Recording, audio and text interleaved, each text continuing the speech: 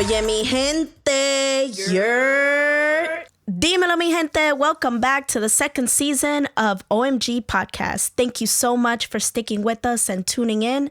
This is Viv Moran. I'm a multimedia artist from South Jamaica, Queens, and your favorite tia. At this moment, I would like to start us off with our daily affirmation. I want to invite you all, my beautiful gods and goddesses who tune in every week. And if this is your first time listening, welcome. I invite you to join in as well. Affirmation. Obstacles are detours in the right direction. Now that we have charged our inner spirit crystals, I will now introduce our guests. Margie Ponce of Bloom, New Jersey. Margie Ponce Valencia was born in New Jersey. She is the creative director and founder of Bloom, New Jersey. Bloom, New Jersey is a media platform spotlighting the artistic culture in New Jersey. Their goal is to inspire young minds to get to know their community and be more involved with the underground music scene around them. Margie's parents are Peruvians from Lima. Her mom is from Chacra Rios, and her dad's from Barrios Altos. Her parents came here together in 1995. Although her dad had already been in the U.S. earlier in the 80s, he was traveling back and forth to Peru. Margie grew up in an artistic family of dancers, singers, and musicians. They taught her about Criollo culture and Afro-Peruvian history. Her mother, at the age of 6, and grandmother were part of Victoria Santa Cruz group, Teatros y Danzas, Negras del Peru. Later, at 15 years old, her mother joined Peru Negro, a musical ensemble founded in 1969 to celebrate and preserve Peru's Black culture and música criolla. She has earned a reputation from then in Peru as an Afro-Peruvian dancer. Margie's father runs a trucking business that was formed by his father in the 80s. I met Margie at a community resource fair put together by Alegría Peruanex and the Mayor's Office of Immigration Affairs. She was one of the speakers featured. How are you? I'm good. Thanks for having me on your show. Thank you for joining us. How are you feeling? How's your spirit? I'm feeling pretty good right now, a little bit, drained because I've been doing a lot of things here and there, but, you gotta keep going. Word. I feel you on that. Yeah. So to start the interview, I would like to offer you to take a deep breath with me. This interview may get a bit heavy, and I want to make sure that I'm able to hold space for both our feelings. Okay. Ready? Take a deep breath.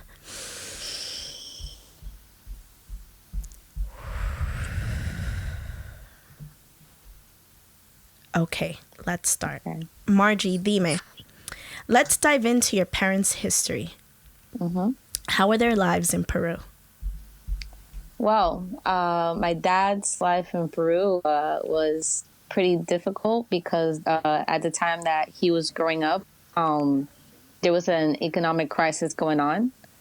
And around that time, my grandparents had already made their way here to the U.S. and they were trying to find a way to get him here so he can make a life here as well, a living.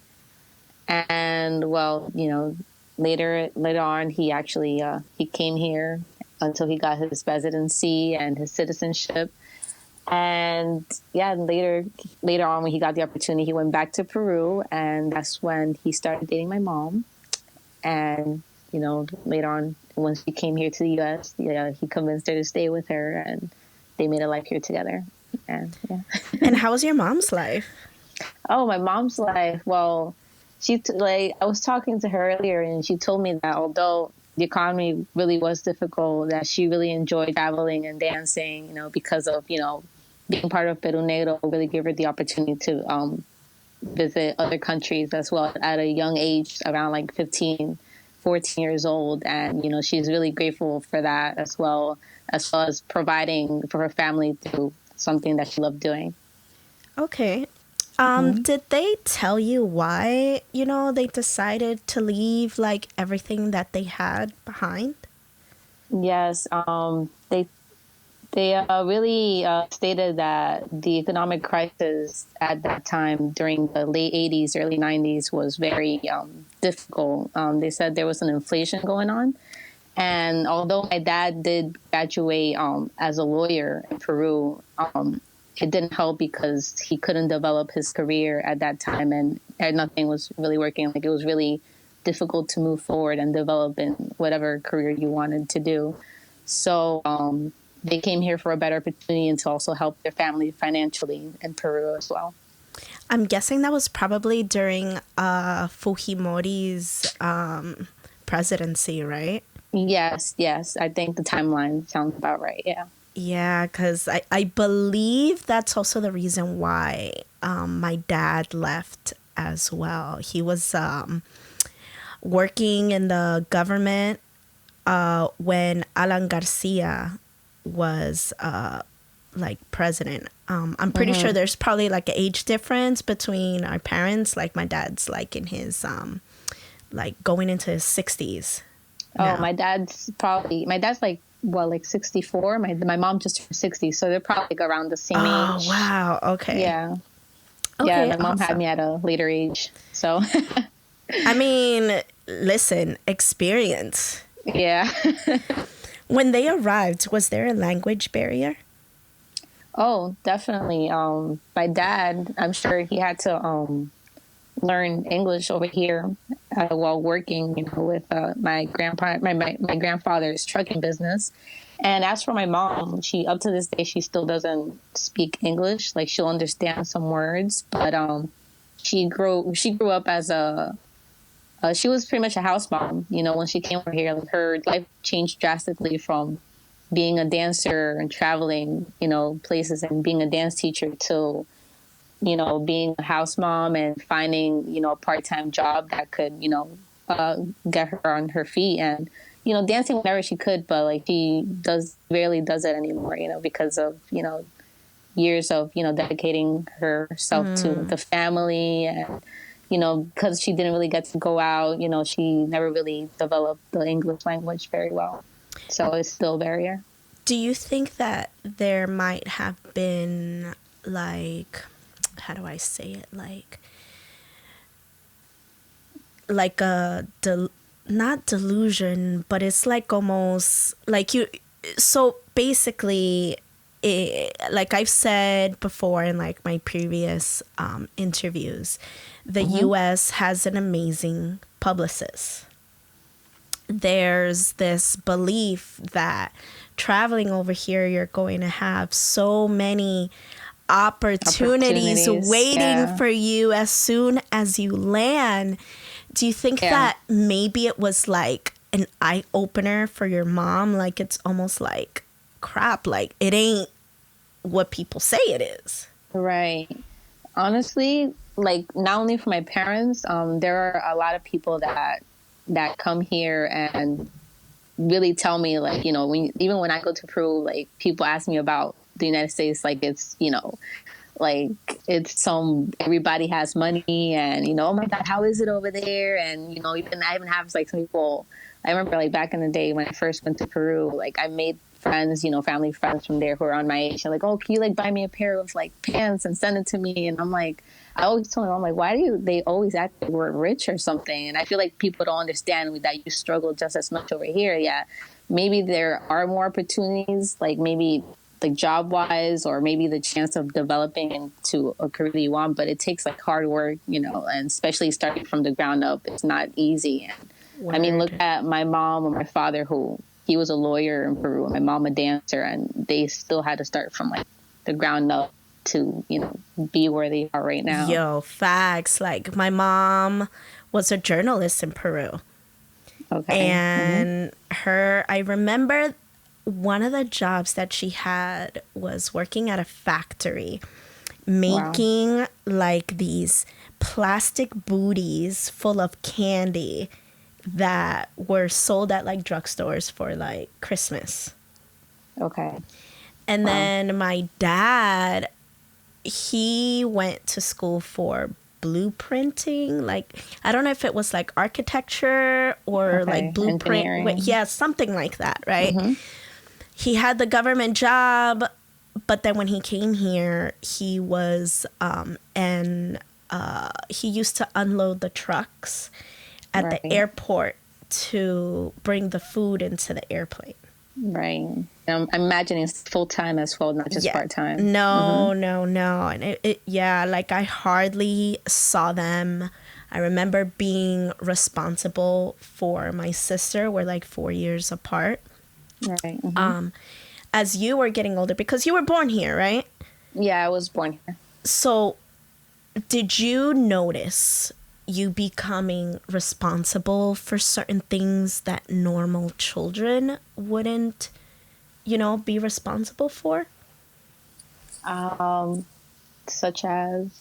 Well, okay, so you say that there's like a little language barrier and your mom never really. Okay. Yeah. Yes. Did you find yourself always translating certain definitely. paperwork or going to school? Since I was a kid, especially, I look at a lot of like my family who are like, so to be honest, like on my dad's side, like, I have older brothers and sisters, so all of my cousins are already like in their 30s or 40s, and their children like are my cousins. So I grew up with them, and they grew up with parents that speak some English, and they don't have to worry about that. But me and my sister, my mom and dad speak full on Spanish, and in the house we only spoke Spanish. So whenever like they needed to translate for anything, I would be 8 years old trying to translate on the phone exactly what the other person on the line was saying. Or also it was very difficult when we would get homework from school, and I would be in first grade. I didn't know what, I needed help with the homework, and my parents didn't really understand what was going on. So I would end up doing something else, like, from the kids in class. And I remember like sometimes feeling a bit like embarrassed, but at the same time, it's like, it really taught me that to kind of like, to go outside and ask for help, or to really like, have the challenge to really do things on my own as well. That I know there's a lot of things that, when you're like normally a kid, that you wouldn't really need to like worry about, but you have to step up for your parents as well when they need you, so.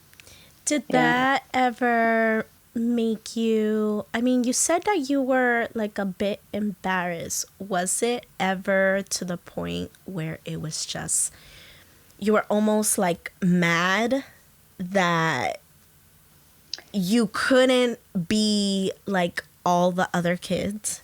No, I was honestly, I don't recall myself ever being mad at my parents for not being able to translate or anything. I mean, of course, like when it came to like the phone thing, it'd always be like, oh, I don't want to talk on the phone, because you're a kid, so it's like you're shy, and I was a really shy person, so it was very difficult to like be on the phone or at a store translating for my parents. But when it came to like school and stuff, I did have like my half brothers and sisters. They were already in high school, so whenever they could, they have the time, I'll ask them for help, and if not, then I'll just try my best. And like at the end of the day, if I did things like, if I didn't do what the teacher wanted me to do exactly, I still did the homework at the end of the day, so I didn't get in trouble for it. I would just kind of like stand out from the rest of my class. And also my first language was Spanish, because my parents didn't want anybody to speak to us in English, because they wanted for us to develop the Spanish language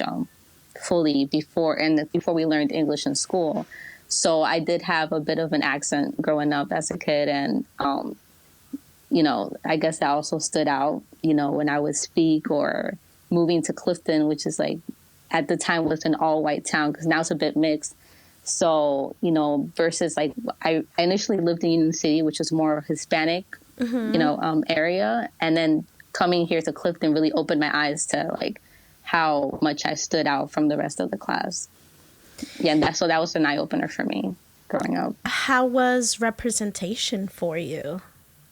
Being like a Peruanita, but not just like Peruanita, being Black and Peruvian. Right. Yes, that I feel like that's a topic that I always talk to my sister. I'm like, being Black and Hispanic is like both like very challenging, because you stand out both ways, either if you speak your mouth and you come out with an accent, or just by being there and being a person of color in like an all white school. And, like there were like maybe like a couple of like other colored kids, but the majority were white. And it felt very, I don't know, I felt very self-conscious of myself, like I was very self-conscious, because I remember when I was in Union City, I wouldn't worry about like, like if I spoke or if I did things wrong. Like I was just a kid. And then when I came here, it was kind of like I felt like I didn't fit in with the rest of the school. I always stood out, and the teachers loved us. I can't complain. There was never like, from the teachers, there was never any like what do you call it, like any I never really had any problems with the teachers themselves, because like my mom really educated us well. She raised us well. So I was always like the favorite in the class, like from the teacher's viewpoint. But within like my classmates, I really felt like the other girls didn't really like, how do you say it? They didn't really, they always saw me as different, because like, we would speak and stuff. But I don't know, I always felt like there was this thing of like, if you were like if you just looked different, you just kind of like stood out, or they would treat you differently. Was it more from like the white girls or the black girls, or was it equally? No, white girls, because like in my class, at least, there was only me and these, like, there weren't really like black girls or guys. Like if it was in a class, it was only like me and this other person. Or like there was one, maybe Indian person in the room, and then the rest was white, So, did you ever like find yourself trying to identify and having to pick being black, being both, or being Latina? Right. That was the thing, because like to be honest, it's like it was always confusing, because I knew I was black, because like my mom's side of the family that we grew up, like, even though my mom's side of the family is mostly in Peru, like I don't know if you do this like within Peruvians, like you call yourself like cousins or tias, even though you're not blood related, right? So there's like a lot of like artistic family that she grew up with, like, in Peru, that they all call each other. It's like, oh, mi primo, mi prima, mi sobrina. Yeah. So that was like, to me, that was my mom's side of the family, but they actually aren't blood related, because my mom's side of the family is in Peru. The only one that she has here is like my aunt and my cousin. And so who I mostly hung around with in my family was my dad's side, and we were the only like dark skinned girls within the family. So then it's like, I knew I was Hispanic, but I knew I was dark. So it's like, then you go to school and they tell you that you're not black because, Hispanics aren't black, and this and that. But, I never doubted and I'm not, how do you say, like how some other Hispanics are like, oh, I'm not black. I'm Hispanic. I never denied my black roots. I knew I was black because, growing up in the Peruvian culture and knowing about like Afro-Peruvian culture, like they talk about black history within the songs and the dances, and watching my mom dance and stuff, like I knew my history. And I remember around middle school, I came aware that I'm going to identify myself as Afro-Peruvian, because I felt like there was nothing else that could really define me. That was everything I was. So it's like, from now on, everybody asks me, I'm not going to say I'm just Peruvian or just black. I'm just going to say I'm Afro-Peruvian. And that's it. And I would end up explaining to people what it meant, and some people would get it and the majority wouldn't, but I still stuck to it. And I was always, me and my sister were always proud to label ourselves as Afro-Peruvian. And I've been labeling myself as an Afro-Peruvian ever since, How did music become a huge part of your life? How did music become a huge part of my life? It's my family, I mean, so let me rephrase it. When did music become like a huge part of your life? Like, when did that take shape? Honestly, since I was born, because in Union City, not only did my, like, you know, I was surrounded by like my Afro-Peruvian culture. My dad is like, my dad and my grandpa, because my grandpa was one of the founders of Camagüey, you know, the salsa group in Peru, the Jeje Camagüey. He was one of the founders when it first started, like in the 1940s or 50s. So he was very, in Union City, it was a very like popular area for a lot of Cuban people. So a lot of Cuban artists would come to the house to either borrow instruments or to just like reunite and like, like with my dad and my grandpa. So it was like very cultural. My other, because in that house in Union City, it was like full house pretty much. There were like 14 people living in that house, literally in that house. Yeah. And it was, one of them was my great uncle. He's a well-known guitarist in Peru, and he would also like bring people who were in the Latin jazz community in New York. And, you know, like literally everybody would go to that house. And that was me growing up all the way until I was like 6 years old. I would always grow up either watching my uncle practice his guitar, violin, my mom dancing, or, you know, every time they'll have a family reunion, everybody would just grab an instrument and start playing. And I always loved it. I remember always stayed up late at night. My mom would tell me to go to sleep. I just wouldn't, because I just wanted to see like the environment and just being in that, like growing up and watching it and being a part of like who I am pretty much. Because it wasn't just that I would go to shows. Like that's what would happen at my house growing up.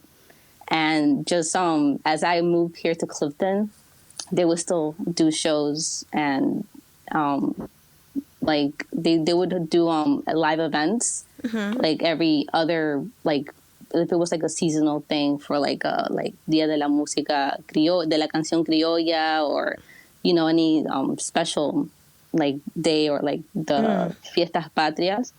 They always do rehearsals. So I feel like that always like inspired me, and it always made me like, I remember growing up, I would be like, oh, I want to be like a dancer, or I just wanted to do something artistic, you know, because it's like, just like, you're like, oh, my aunt's a singer, my mom's a dancer. So it was like, I wanted to do something.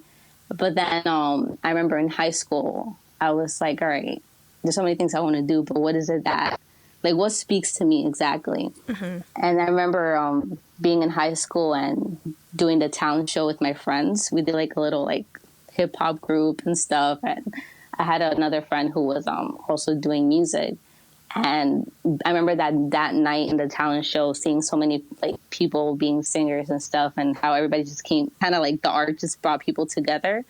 I was like, what if like all of like, you know, like the whole town was like this, you know, like they all like kind of shared like their art, and just like, because I just loved how like it brought people together.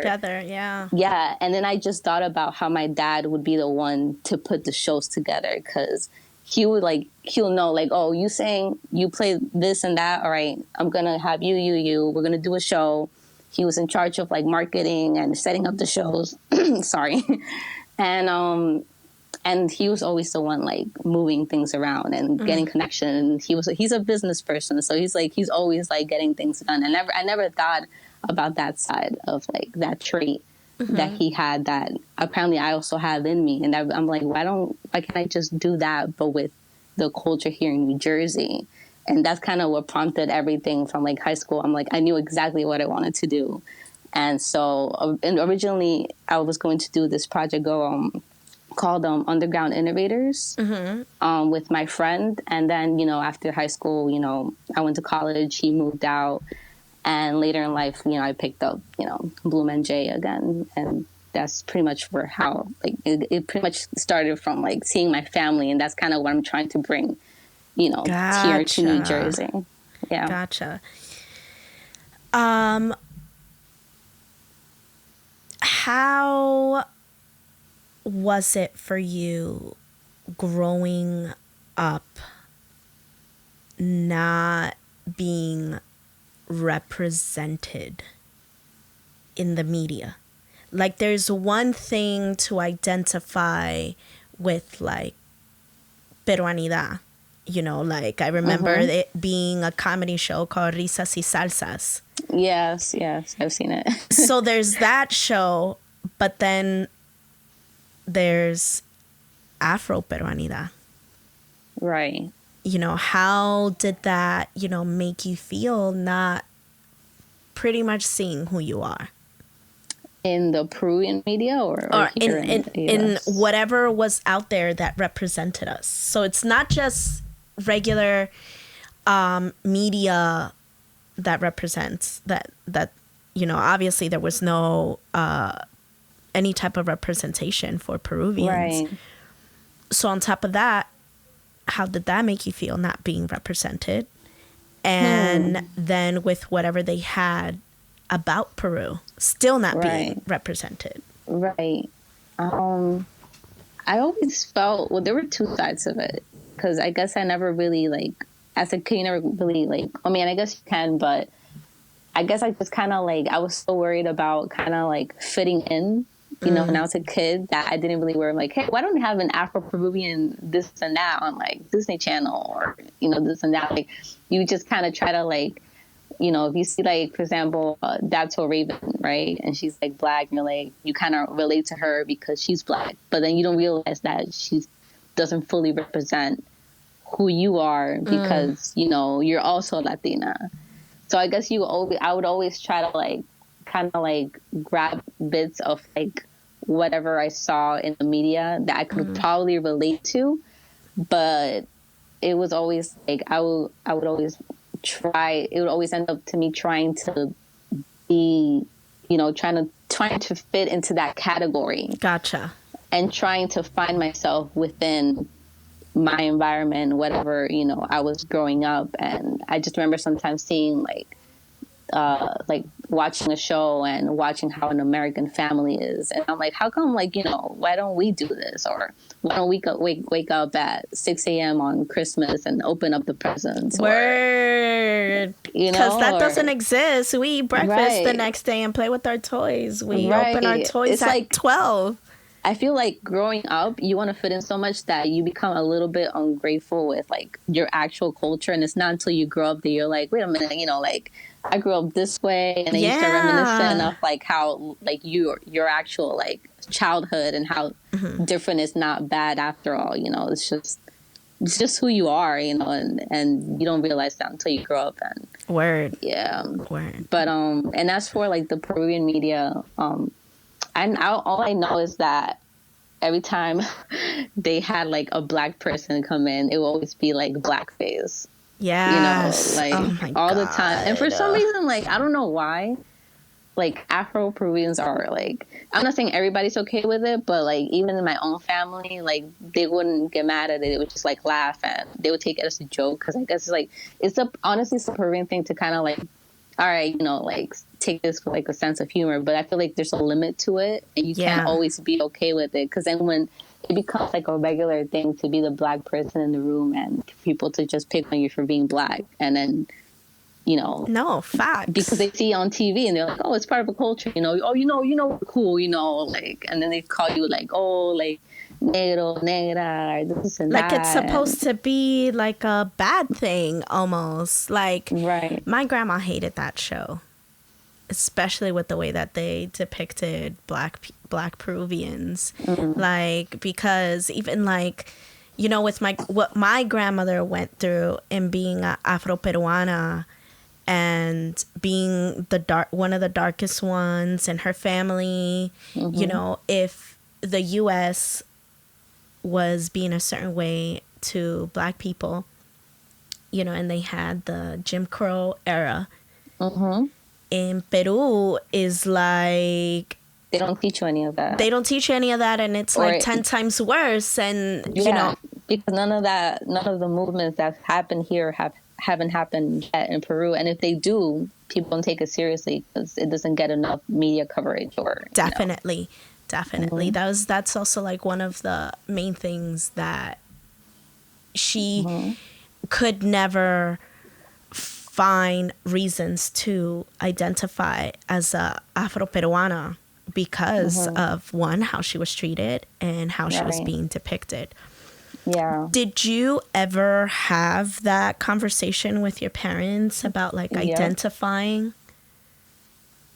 Around here or just in general? Like in about being general, Black in general? your identity. Because Yeah. I remember the one thing I was going to say is that I'm glad that I got my education here in the U.S. because you learn about the history here in the U.S. and how civil rights movement and all the history, how people like stood up for, you know, like having the right to like say, hey, you know, that's wrong. You know, we don't want to be treated this way, or, you know, like gaining rights through like really gathering people together and speaking out. And I remember always asking like my dad, I'm like, hey, like why is it like, you know, like why hasn't there been any progression in Peru when it comes to like, you know, Afro-Peruvians, or like hasn't like there been any like Black movements, like, you know, that really like launched like a movement, or, you know, like I was just asking like questions based off of like the history from here to Peru, because like, you know, you grow up here, you don't grow up knowing too much about the history in Peru. Like my dad knows a lot about history and music culture, and he would tell me the stories of like what this young man would speak of the history. And I remember him telling me that there was a rebellion in Peru between the slaves, but they had like exterminated them all at like some point in time. And, you know, I don't know. And it always bothered me how like my family, like even between them, like they would bring themselves down for being Black, but as a joke, like, oh, like if you're like the darkest one in the room, they're going to pick on you for that.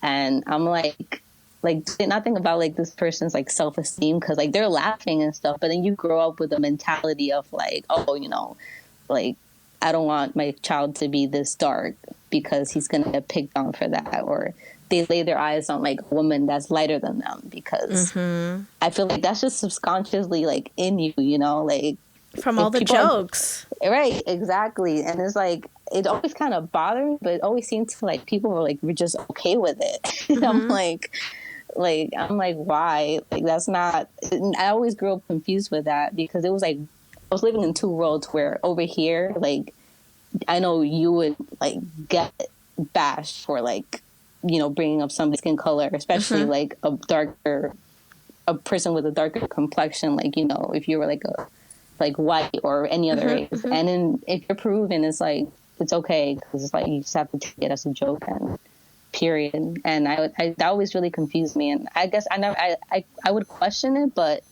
I wouldn't really take it too far, and I would just kind of like make my own, like I would make sense of it within myself. And I'm still trying to like kind of like figure out like why it's still okay still to this day to be like that. Did you ever, you know, like tell your parents that, you know, how all that would make you feel? No, actually, I've never told my parents like about, I mean, I have brought it up, questioning it, like I said before, but I never like really told them like, hey, I don't think that's right, or you know, oh, you shouldn't, or I wouldn't like call out somebody for saying, hey, you shouldn't pick on him for like his skin color, because you know, I feel like they make us so part of like who they are, or if they know each other for like years and they've always talked to each other that way, like you can't really step in and say anything, because I just feel like they wouldn't really, like, to them it's like not that serious. So it's like for me, it's more of like something that I take within myself. And if I were to have kids, or my own generation or the new generation, I wouldn't pass that along to them personally, you know? No, so I feel like that's just something that's something that should just like kind of like die out. They bury under the rug and stuff. Right. Yeah, I gotcha. Let's talk about Bloom, New Jersey. You know, how did that come about? Oh, man. Bloom and Jay. Well, like I said, I had another project in high school similar to Bloom and Jay. And I started, you know, after graduating high school and figure out what you want to do in your major and figure out yourself and what you want to do with your life. I remember I transferred to William Patterson University in Wayne, New Jersey, like around 2 years ago. And they have the artistic community over there is pretty awesome. Like I saw like so many talented people, singers, rappers, musicians, and it just kind of like it just kind of reminded me of what I wanted to do. Mm-hmm. So last year in the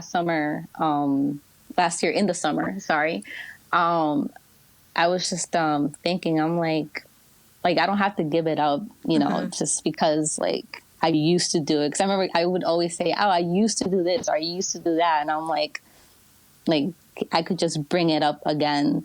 And yeah, you know, I talked to my sister and she's like, yeah, like just get it started, you know, like, and I just created the Instagram page and it just took on from then, you know. Yeah. Okay. You know, that's like really, really awesome. I feel like in our neighborhoods, in our communities, we need something like that almost that brings us together, because I feel like with music transcends. Right, yes. You know, music is supposed to make everyone feel something. Yes. Like it brings people together. Yeah, like I remember listening to Bob Marley in Peru. Mm-hmm. Okay, yeah. You know, so it's supposed to do that. Music is one of the things that unites people from different ethnic backgrounds. Yes, definitely. And I feel like the world is so disconnected within themselves, like even your own neighborhood, you know, people don't talk to their neighbors, you know, people don't go to their local businesses, you know, everybody goes to like some big, you know, like franchise that sells this or that. Like people don't support each other anymore. Like people are intimidating with making a phone call because they don't want any like direct, you know, communication. And I feel like with music is healing, you know, and music brings people together. And I feel like that's one of the key ingredients that we need right now in this world to kind of like break barriers and really like start to heal like our community and, you know, little by little the world, to kind of like encourage people and inspire people to be more united and to support each other. And I feel like with music, it's so powerful that it's possible through that, you know. And I'm a person who wants to do, like, I want to change the world. And I feel like I had to pick what I wanted to do. And I feel like, all right, I definitely want to work with music, and and I may not be a singer, I may not be a musician, but I feel like I could help somebody who's very talented and help them. Like if they have like a good heart and they want to change the world as well, I want to work with that person and really like get them known in the community and, you know, bring people to them and yeah, you know, like let it go from there. Since founding Bloom and J, how has that helped you find your place and your identity? I feel like when you want to do something, you end up discovering stuff about yourself that you didn't know you had in you. You know, like I said, I used to be a very shy kid. All I knew is that I like to dance and that I like to draw, and that's about it. But I would have never, if you would have told me at 7 years old or 13 or even 15, I never would have thought that I would be like a leader pretty much, you know, starting my own project or having to socialize with people and having to really like make things happen for yourself instead of depending on others. And I feel like it's become very a challenge for me to really like push forward and keep pushing forward to get to where I want to be. Because, you know, sometimes you end up like surprising yourself and you're like, wow, you know, maybe this person doesn't know what I had to do for me to be the way I am. But it's like, you know it yourself, and it's like it just inspires you to like keep pushing forward and to essentially become the person that you have to be to do what you want to do, you know. Yeah. Definitely. So let's talk about this video that you did. You were What video? dancing to a festejo cover of Yes. Amy Winehouse. Amy It has Winehouse, yes. currently 796 views. Yes. I did not expect it to get that many views, to be honest. And it's on Facebook too. On Facebook, yeah. Like even my mom saw it. I didn't even like show her the video. And she's like, "Hey, tu tía me ha mandado una video de ti bailando." I'm like, "What? How did you find that?" Yo, it's safe to say it went viral because, like, how does that make you feel? Man, it's like I feel like it really opened my eyes to like how something that you didn't really expect to really like that you just kind of put out there, it really got so much attention, more than I thought it would, to be honest. And I'm not saying that, you know, I didn't expect it to get any attention, but I feel like when you put out something that's different from another culture onto like an audience that's like, you know, probably the majority not like Peruvian or Latino or stuff, and it's like they like people who aren't like even anything close to that respond positively to it, is kind of like wow, you know, like it's very inspiring and very motivating, and it also makes me very happy to know that Afro-Peruvian culture and dance really brings that much attention, because I'm like, wow, I really want this to really develop into something and for the whole world to know about Afro-Peruvian culture. For real, like, man, I had got braids done one time, and I used to work at Starbucks in Forest Hills in Queens, and I forgot what the hell we were talking about. That my coworker was like, "Yeah, but you're not black, you're Peruvian." I'm like, Oh my God. I'm black and they are black Peruvians. And he was just there like, no, Peruvians are either white or look Indio, like Native Americans. And I'm just like, and then I just started thinking like, there needs to be more of what you're doing to bring out more Afro-Latinidad within More Peruvian awareness. culture, because we're out there.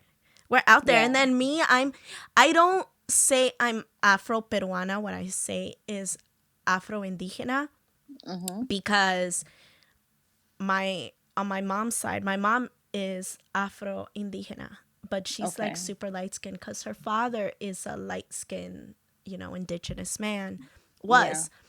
And on my dad's side, my dad looks black, but his mom is indigenous.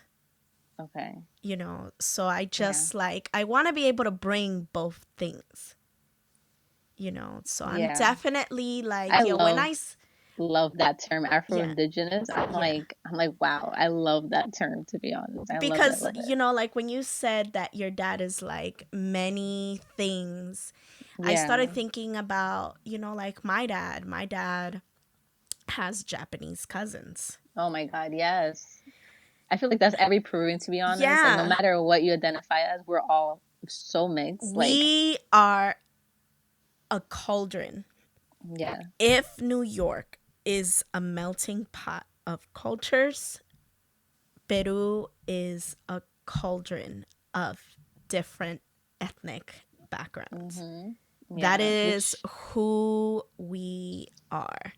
That makes me love Peru even more, because I'm a person that, you know, I'm not somebody who's like, even though like I'm Afro-Peruvian or I'm black, it's like I'm not a person like, oh, I'm just gonna stick to my own people and stuff. Like, I love learning about other cultures and going to places that are very diverse, and knowing that my own country is so like diverse within its food and its people and its culture.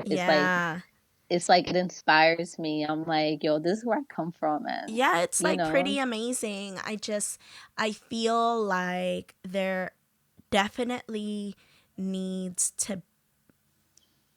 need to do something about the racism and colorism that is going on within our patria, because if we can all come together and enjoy las fiestas patrias and listen to música criolla and listen to the cajones, which is Black. Yeah.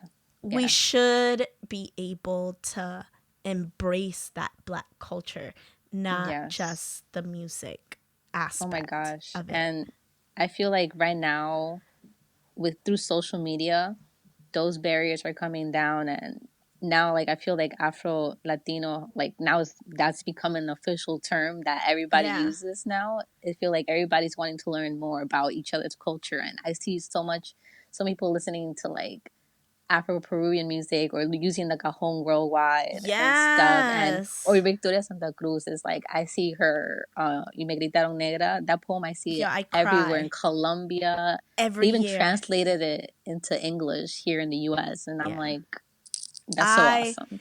Every year, I feel like I see it every single year, and I cry every single year. And I not only cry for myself, but I cry for my grandmother.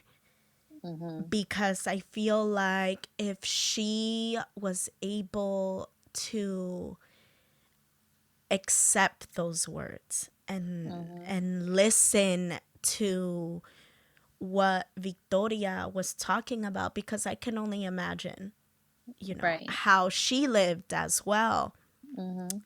I feel like my own identity would be different, because with that speech that I gave at the community resource fair, I remember, it's still very like ingrained. Like when I told my mom is very sweep things under the rug type of person, but I didn't take identity as serious till I saw my niece picking things out that didn't look like her. Her interest was white and blonde.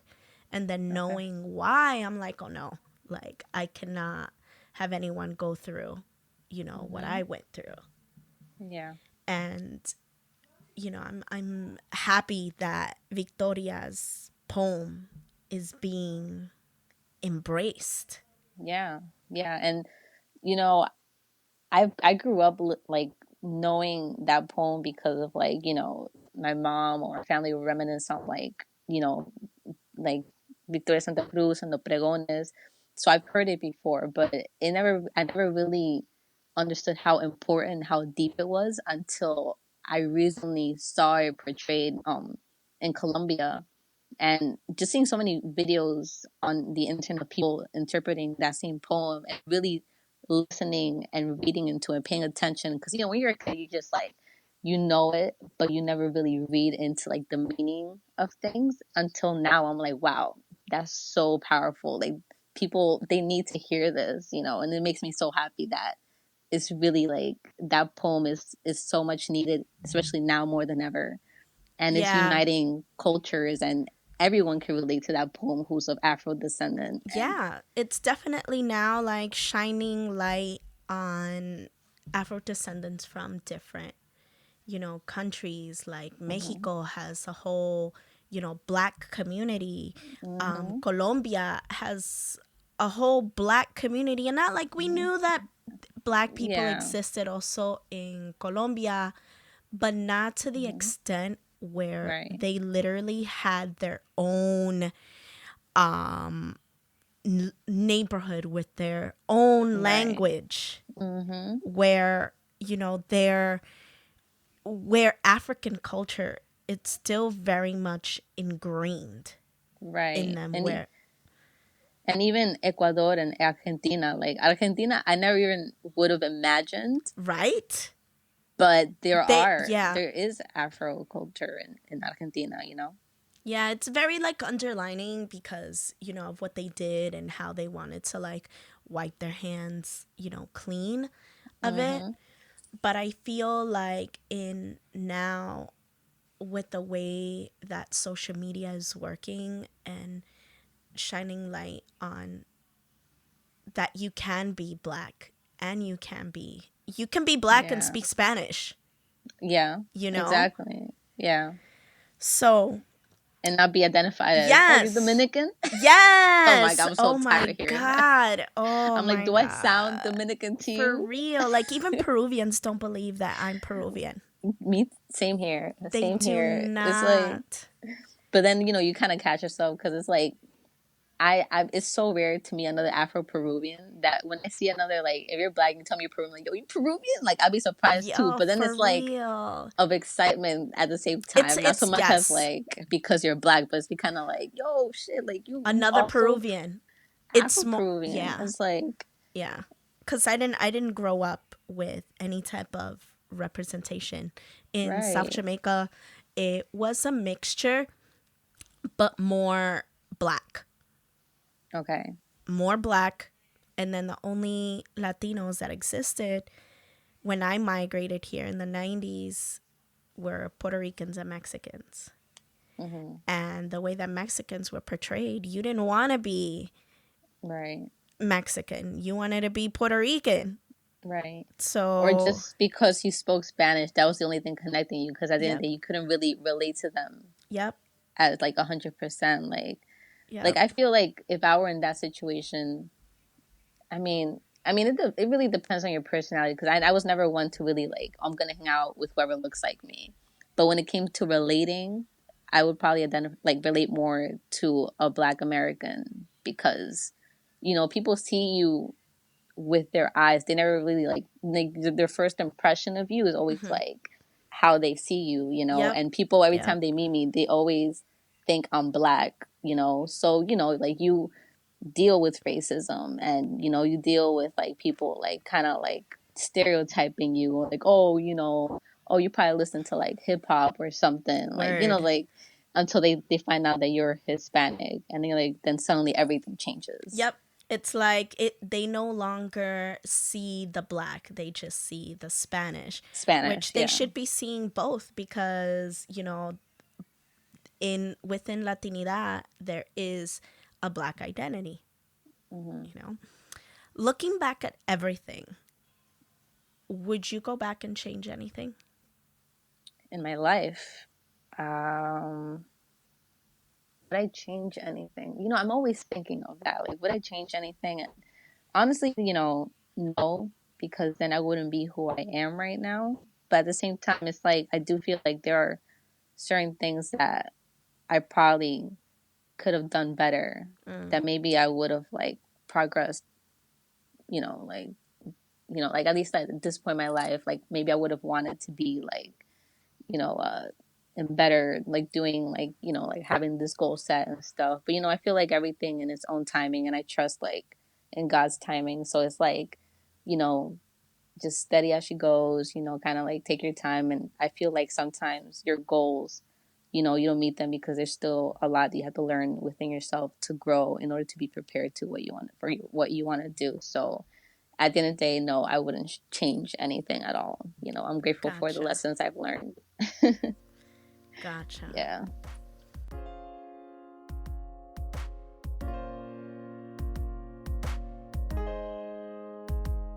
All right, guys, it's time for that One Piece, not to be confused with that wildly popular anime that we all know and love. This is that one piece of advice that you would give to a younger you. So let's start. What advice would you give to a younger you, Margie? Man, I would say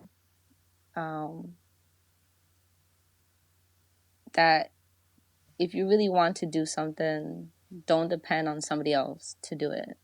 You know, just go for it and, you know, don't care about what anyone tells you. You know, you just accept that you're different, you know, like be unique, be everything that you are, you know, don't try to be anybody else and just do it, you know, and don't sweat about the little things, you know, because, you know, you have a long life to live and, you know, all that matters are like the great memories that you make right here, right now.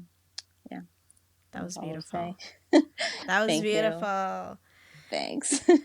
Okay, guys, we've reached the end of this episode, but before I bid you all adieu, I want to pose a question to you all, mi gente. This week, I want to ask, oye, mi gente, what is the most important thing you've learned in your life? Piénsalo. Feel free to leave your insight and answers in the comment and review sections below. I really want to know. All right, guys, this is it for this week's episode. A huge thank you to Margie for joining us today. Thank you for having me. Thank you so much for that awesome conversation. Until next time, mi gente, ciao. Remember to follow us at OMG Podcasts on IG. We're available on all your favorite streaming platforms. Be sure to subscribe and leave us a comment in the reviews section. Also follow at Deacon Media on IG. And if you want to know more about the Deacon Media Network and what we do, you can check out the entire Deacon Media family on deaconmedia.com.